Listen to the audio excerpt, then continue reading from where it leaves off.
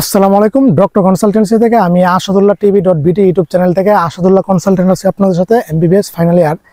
আজকে যে টপিকটা নিয়ে আলোচনা করব, বাংলাদেশের যে এটা পরিবর্তন আনা দরকার মেডিকেল অ্যাডমিশনে, সেটা হলো আমরা জানি যে বাংলাদেশে মেডিকেল অ্যাডমিশন দেওয়া যায় দুইবার, মাত্র দুইবার, ফার্স্ট টাইমার, সেকেন্ড টাইমার। হ্যাঁ, তো বিষয়টা হলো এই 2015 সাল পর্যন্ত, মানে 2015 সাল পর্যন্ত যারা সেকেন্ড টাইম হিসেবে পরীক্ষা দিত ওদের কোনো মার্ক কাটা যেত না। 2016 মানে 16 সাল পর্যন্ত, 15-16 সেশন পর্যন্ত। তারপরে 2016 সালের পর থেকে ঘটনা কি ঘটলো যে মেডিকেল অ্যাডমিশনে দ্বিতীয়বার দিতে হলে কি 5 মার্ক কর্তন করে নিবে, মানে 5 মার্ক নেগেটিভ কাটা হয়ে যাবে। তখন সেকেন্ড টাইমাররা প্রচুর চান্স পাইতো, প্রচুর। ফার্স্ট টাইমাররা সে তুলনায় চান্সই পাইতো না, প্রচুর সেকেন্ড টাইমাররা চান্স পাইতো। তখনই কিন্তু নিয়ম করছে 2016 সালের দিকে যে মেডিকেল অ্যাডমিশনে সেকেন্ড টাইম দিলে 5 মার্ক কেটে নেওয়া হবে। বুঝতে পারছেন, এই নিয়মটা করা হয়েছে, এই রুলসটা। তো এভাবে 17, 18, 19, 20, 21, 22, 23, 24, 25 সেশনে আবার একটা ঘটনা ঘটলো কি, একটু পরিবর্তন আসছে যে সেকেন্ড টাইম দিলে তখন 5 মার্ক না 3 কাটা হবে। এটা গত বছরের নীতিমালাতে ছিল। আর এবার কত কাটা হবে এখনো জানি না, এটা সার্কুলার যখন প্রকাশ হবে তখন আমরা জানতে পারবো। বুঝতে পারছেন যে এবার কত কাটা হবে। তো আশা করি এবার 3ও রাখতে পারে। তো এখন ঘটনা হলো যে বাংলাদেশের মেডিকেল অ্যাডমিশনে ফার্স্ট টাইম আর সেকেন্ড টাইমার আছে, থার্ড টাইম নেই কেন, ফোর্থ টাইম নেই কেন, ফিফথ টাইম নেই কেন? অথচ আমরা জানি যে আমাদের পার্শ্ববর্তী দেশ ইন্ডিয়া, ভারত, সেখানেও কিন্তু নিট যে এক্সাম আছে, নিট, তো এই নিট এক্সামে কিন্তু প্রায় আমরা দেখছি যে প্রায় 25 লক্ষর মতো স্টুডেন্ট অংশগ্রহণ করে। এমনকি এখানে সিট আছে মোটামুটি প্রায় 70,000 থেকে 1 লক্ষর মতো কিন্তু সিট আছে। তো ওইখানে কিন্তু মেডিকেল অ্যাডমিশন 1 বার, 2 বার, 3 বার, 4 বার, 5 বার পর্যন্ত দেওয়া যায় এই নিট এক্সাম। কিন্তু বাংলাদেশে এই সিস্টেমটা নাই কেন? আমার কথা হইলো মেডিকেল সেক্টরে একটা সিস্টেম আছে, আমরা যারা এমবিবিএস এ পড়তেছি, যে এমবিবিএস এ আপনি মানে রেগুলার এক্সাম দিতে পারবেন, সাপ্লি দিতে পারবেন, রিসাপ্লি দিতে পারবেন। তারপরও যদি আপনি করেন, ফেল করেন, তারপরও এই পরীক্ষা দিতে পারবেন। মানে আপনি পাস না হওয়া পর্যন্ত এই পরীক্ষা দিতেই পারবেন। এখানে কোনো টিয়া নাই, কোনো বাধা বিপত্তি নাই, অন্য কোনো কিছু নাই। কারণ আমি যেহেতু ম্যাট্রিমনি নিয়ে কাজ করি, তো একজন ডাক্তার দেখলাম সে ভর্তি হয়েছে, সে 2004-5 দিকে ভর্তি হয়েছে এমবিবিএস এ, বাংলাদেশের টপ একটা কলেজে, মেডিকেল কলেজে। তো 4-5 ভর্তি হয়েছে, তার মানে উনি এই পাশে বের হবার কথা কত, 2010 সালে বের হওয়ার কথা ডাক্তার হয়ে, কিন্তু উনি ডাক্তারে বের হয়েছে 2016 সালে, 16-17 সালের দিকে। তার মানে এখানে কি এমবিবিএস সেক্টরের মধ্যে আপনি যতবারই পাস না করা পর্যন্ত পরীক্ষা দিতে পারবেন। এটা বাদ দিলাম। এমবিবিএস শেষ হওয়ার পরে ডাক্তার হওয়ার পরে কি করে? ডাক্তার হওয়ার পরে পোস্ট গ্রাজুয়েশনের জন্য লেখাপড়া করে, এফসিপিএস, যেটা এফসিপিএস, এমডি, এমআরসিপি, বিভিন্ন গ্রাজুয়েশনের জন্য। ওই পোস্ট গ্রাজুয়েশনের পরীক্ষাগুলি কি একবার দেওয়া যায়? এগুলি একবার না, এগুলি যতবারই ইচ্ছা ততবার দেওয়া যায়। বুঝতে পারছেন, মৃত্যুর আগ পর্যন্ত দেওয়া যায়।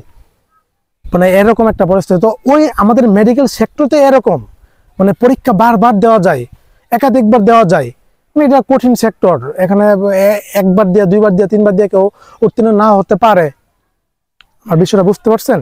কিছুদিন আগে এফসিপিএস এর রেজাল্ট দিয়েছিল, সেখানে দেখলাম যে এক ডাক্তার আপু দীর্ঘ প্রায় 10 বার ফেল করার পরে, মেডিকেল ভাষায় আমরা ফেল শব্দটা ব্যবহার করি না, আমরা ব্যবহার করি সাপ্লি অথবা এই রেফারেন্স, এরকম কিছু একটা। 10 বার ফেল করেছিল, এফসিপিএস পরীক্ষা দিতে গিয়ে 10 বার ফেল করেছে। এই 10 বার পরীক্ষা দিতে যাওয়ার জন্য ওনাকে কি 5 বছর অপেক্ষা করা লাগছে। এই ওনার স্বপ্ন, লক্ষ্য, উদ্দেশ্য পোস্ট গ্রাজুয়েশনের ডিগ্রিটাতে চান্স পাওয়ার জন্য। জাস্ট এমবিবিএস ডাক্তার তো হয়ে গেছে, এখন একজন বিশেষজ্ঞ হবে রেডিওলজিতে। বুঝতে পারছেন, জাস্ট রেডিওলজিতে উনি 5 বছর সময় লাগছে শুধু এই চান্স পাওয়ার জন্য। আর এই 5 বছরে ওনার 10 বার পরীক্ষা দেওয়া লাগছে, 9 বার ফেল করছে, 10তম গিয়া সফল হয়েছে। আমি ওইটা নিয়ে ভিডিও কন্টেন্টও দিয়েছি, দেখেন। তার মানে কি 5টা বছর উনি জীবন থেকে করছে, তো 5 বছর উনি পরীক্ষা দেওয়ার সুযোগ আছে, আজীবন সুযোগ আছে, দিতে পারবে চান্স না পাওয়ার আগ পর্যন্ত। মেডিকেল সেক্টরে 2 বার কেন রাখবে মেডিকেল অ্যাডমিশনে? এটা না হলে 3 বার, 4 বার, 5 বার রাখা উচিত।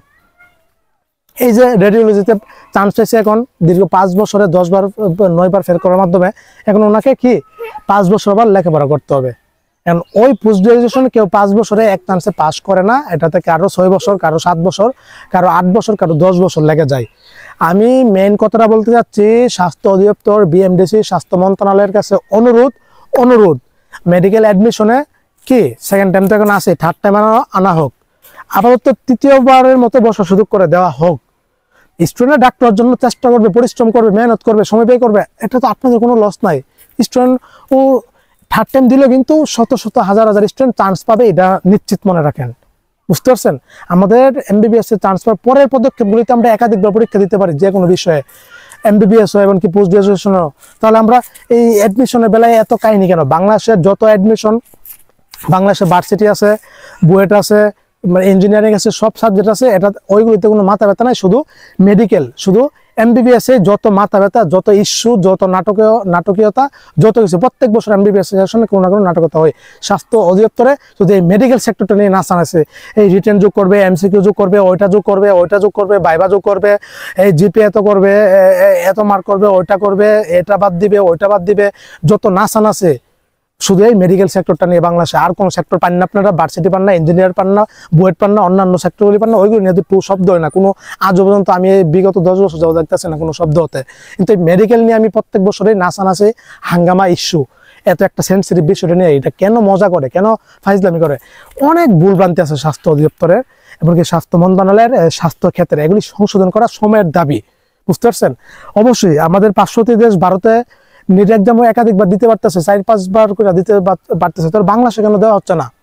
স্টুডেন্টরা কিন্তু পারবে, মারাত্মক পরিশ্রমী মেধাবী স্টুডেন্ট আছে যারা কি চান্স পাওয়ার যোগ্য। সুতরাং একাধিকবার পরীক্ষা দেওয়ার সুযোগ করে দেওয়া হোক, আমার এইটা শেষ অনুরোধ রইল। এবারও সার্কুলারতে পরে আবেদন রইল তৃতীয়বারের মতো কি থার্ড টাইমার চালু করা হোক।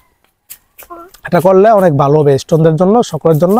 আমার দেশ উপকৃত সময় পাচ্ছে, পরিশ্রম করে চান্স পাবে, মেধার যোগ্যতা চান্স পাবে, কিন্তু ফ্রিতে চান্স নিচ্ছে না। এই ছিল। সবাই ভালো থাকবেন, সুস্থ থাকবেন, সকলের জন্য শুভকামনা রইল। আসসালামু আলাইকুম ওয়া রাহমাতুল্লাহি ওয়া বারাকাতুহু।